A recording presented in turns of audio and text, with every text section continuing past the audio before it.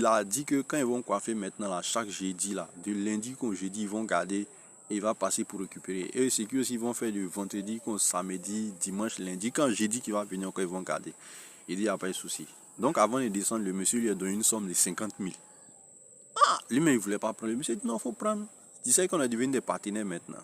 Donc lui, il n'a rien compris dans le film, il a pris les 50 000. Donc quand il est rentré au magasin avec ça, il a monté à son ami avec qui il travaille. Ah, le monsieur a donné un ami qui c'est un debout. Hein.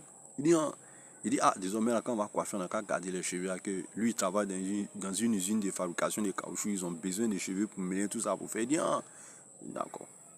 Donc, c'est comme ça, et coiffer. Donc, chaque fois maintenant qu'il coiffe, il prend le soin de balayer et puis garder les cheveux là, dans un coin. Jusqu'à ce que le jeudi arrive pour que le monsieur passe récupérer. Donc, c'est comme ça, le premier jeudi arrivé, le monsieur est passé. Donc, il est venu, il a garé son véhicule. Dès qu'il a garé son véhicule, il a baissé sa vitre et il a fait signe aux jeunes d'emmener. Donc, les cheveux étaient dans un carton et ils ont mis dans le véhicule.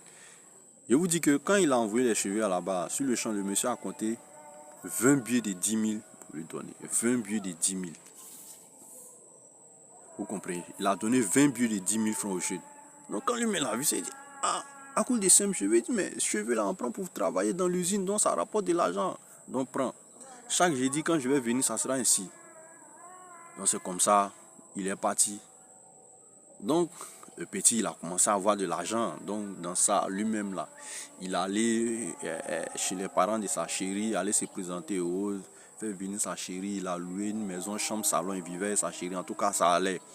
Et quand dans sa maison, ils ont eu une fille.